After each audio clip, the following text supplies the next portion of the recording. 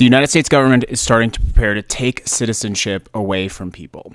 This is not an entirely new phenomenon called denaturalization, but we are about to see a ramp up in this process and procedure like we have never seen before. And it is particularly dangerous because of the approach that they're going to use. The Department of Justice has announced that it intends to ramp up its denaturalization procedures to try to find and take away the citizenship of certain immigrants in the United States of America. This, as we know and we have seen with every other act of the administration, is going to start small and then grow exponentially. Revoking citizenship is a core constitutional concern. In fact, there's a case from 1958, and one of the most famous quotes from that is, "Citizenship is not a license that expires upon misbehavior."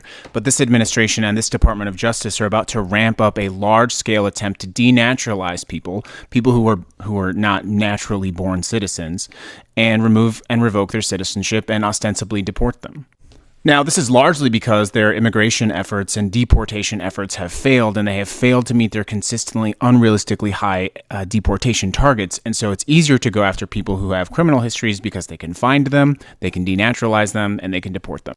But the line between taking away a naturalized citizenship and taking away a natural-born citizenship is a straight line. And if you don't think that it can come for you, you are wrong. And history tells us this. And of course, before we review that, let us not forget that they are fundamentally attacking the idea of what it means to be a natural-born citizen via birthright citizenship.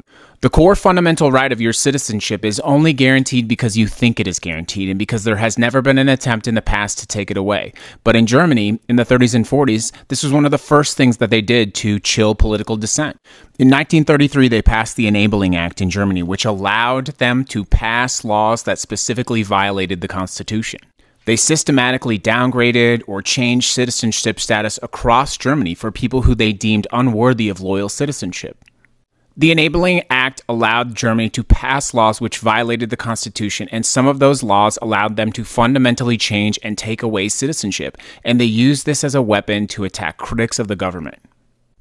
And in the United States, the Department of Justice is choosing a particularly pernicious way to do this. They're taking denaturalization to civil court, which means if your citizenship is challenged by this government, you are fundamentally not guaranteed a lawyer. You are not guaranteed a lawyer in a civil proceeding. So the government can try to take away your citizenship, and if you cannot afford a lawyer, you are going to have a very difficult time challenging that. Regardless of your thoughts on this government is fundamentally trying to change the definition of what it means to be a citizen.